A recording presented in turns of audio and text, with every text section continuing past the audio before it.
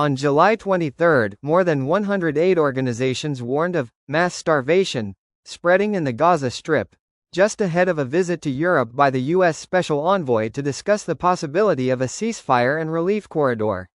According to AFP, the statement signed by 111 organizations, including Doctors Without Borders, MSF, Save the Children and Oxfam, warned, "Our colleagues and the people we serve are being depleted." The organizations called for an immediate ceasefire and negotiations, the reopening of all land crossings and the free flow of aid to the Gaza Strip through unled mechanisms.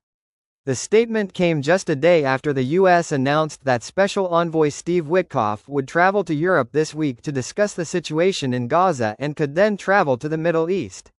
According to U.S. State Department spokeswoman Tammy Bruce, Mr. Witkoff brings with him strong hope that we will achieve another ceasefire and humanitarian corridors for the flow of aid, which both sides have agreed to.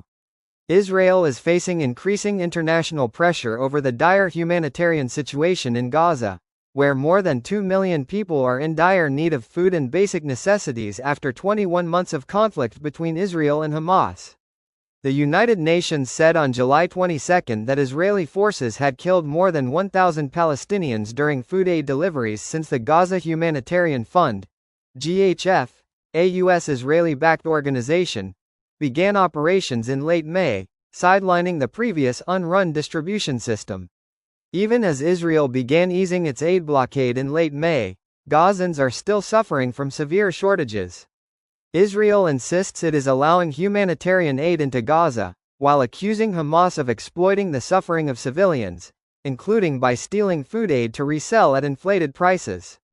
On July 21, 28 countries issued a joint statement criticizing Israel and calling for an immediate end to the war in the Gaza Strip. The suffering of the people of Gaza has reached a new level, they stressed. The Israeli government's aid model is dangerous, destabilizing and deprives the people of their dignity in Gaza.